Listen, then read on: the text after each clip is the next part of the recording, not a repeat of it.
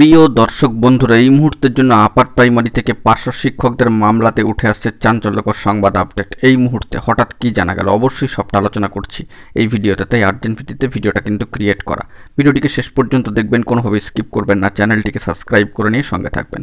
চলুন কথাবার্তা না বাড়িয়ে আমরা মূল টপিকেই ফোকাস করি। বন্ধুরা, এই মুহূর্তে দাঁড়িয়ে পার্শ্ব শিক্ষকদের মামলাতে উঠে আসছে চাঞ্চল্যকর সংবাদ আপডেট। আমরা সকলেই জানি বিগত কয়েকদিন ধরে এই মামলা কিন্তু ফিক্সড ম্যাটারে আমরা লক্ষ্য করছিলাম এবং 25 তারিখের ডেটটাও ইতিমধ্যে অতিক্রান্ত হয়ে গিয়েছে। ফিক্সড ম্যাটারে এই মামলা সিঙ্গেল বেঞ্চ অনারেবল জাস্টিস সম্মানীয় বিচারপতি রাই চট্টোপাধ্যায় মহাশয়ের এজলাস।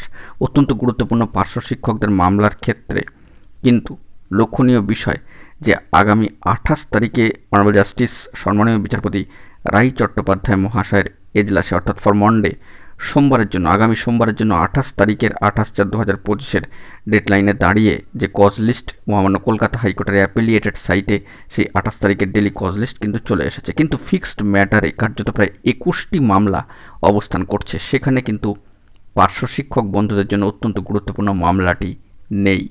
অবশ্যই এ বিষয়ে আমরা খোঁজখবর করছি, পরবর্তী ক্ষেত্রে কি আপডেট উঠে আসে না আসে বা কোর্টের যে কেসের স্ট্যাটাস ডেডলাইনে কী উঠে আসে সেই দিকে আমরা ফোকাস রাখছি। কিন্তু বর্তমান সিচুয়েশনে দাঁড়িয়ে এই মুহূর্তে যে সময় ভিডিওটা ক্রিয়েট করতেই হচ্ছে জরুরি ইনফরমেশনটি দেওয়ার জন্য, সেক্ষেত্রে দেখা যাচ্ছে যে আগামী 28 তারিখের জন্য ফর মন্ডে, 28 তারিখ সোমবারের জন্য যে 28/4/2025 কজ লিস্ট অ্যাপিলিয়েটেড সাইট থেকে প্রকাশিত হয়েছে, সেখানে ফিক্সড ম্যাটারে কার্যত এই মামলাটি কিন্তু নেই পার্শ্ব শিক্ষকদের জন্য। অত্যন্ত গুরুত্বপূর্ণ এই খবর আপডেট কিন্তু উঠে আসলো এই মুহূর্তে দাঁড়িয়ে। তো দেখা যাক পরবর্তী ক্ষেত্রে কি আপডেট উঠে আসে। আমরা কোর্টের সাইটে লক্ষ্য রাখছি, যদি কোনো চেঞ্জেস আসে সবটাই তুলে ধরবো তৎক্ষণাৎ, সবার আগে সবার প্রথমে। বন্ধুরা, এখন এটুকুই, সকলে ভালো থাকবেন। জরুরি আপডেটগুলি পাওয়ার জন্য অতি অবশ্যই চ্যানেলটিকে সাবস্ক্রাইব করে নিয়ে সঙ্গে থাকবেন। ধন্যবাদ।